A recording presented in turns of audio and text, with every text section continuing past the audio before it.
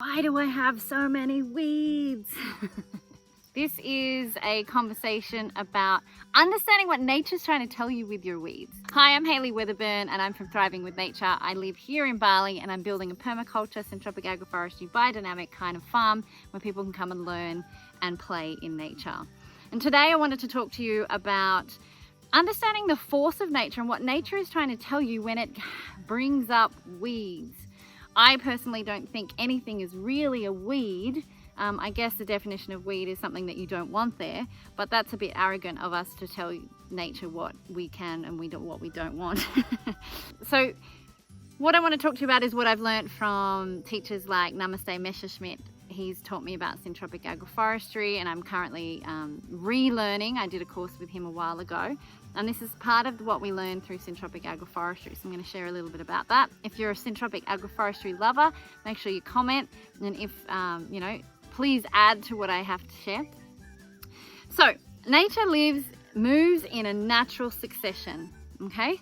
From a degraded soil that's desolate and maybe is devoid of life to an abundant rainforest type area, depending on where you are, of course. But it's always moving. Like, as you all know, if you step away from your house, nature will eventually take over. So what it's trying to do is it's trying to make room for the next thing. It moves from a simple to complex.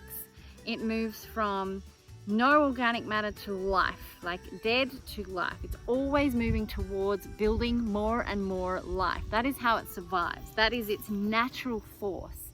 It's absolutely amazing and inspiring.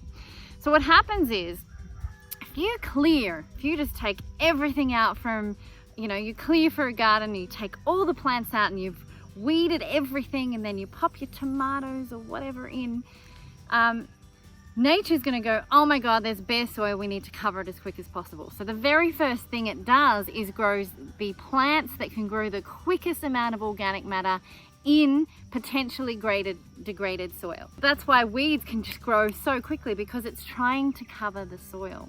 And that's why we always recommend, if you are having a particular garden area, always put as much organic matter on top, because that's going to bring the organic microbes and it's going to protect the microbes in the soil in that life. And that should help prevent nature trying to sprout up as many weeds, because it's providing what that essential purpose that the weeds are trying to do. So there's actually 3 stages of natural succession. There's colonization, accumulation, and abundance. Think of a rainforest as abundance. Think of colonization as anything from a desert to a degraded area. Maybe it's just been so chemically put in and it's just, the soil is actually almost like dirt because there is no life in the soil. There's no microbes, there's no organic matter in the soil. That's why it's probably called dirt. And so also at each stage has certain plants that have certain purposes to help it move to the next stage. Now I'm going to talk about this in the Thriving with Nature community. We have our next call coming up, so please click the link below and come check it out. In here, I'm gathering all people, syntropic agroforestry, permaculture, biodynamics, all of that. People who are just fascinated about understanding what nature's trying to say and growing with nature. And this month's topic is going to be on the natural succession, the force of nature, and understanding that process. It's one of the first things they teach in syntropic agroforestry.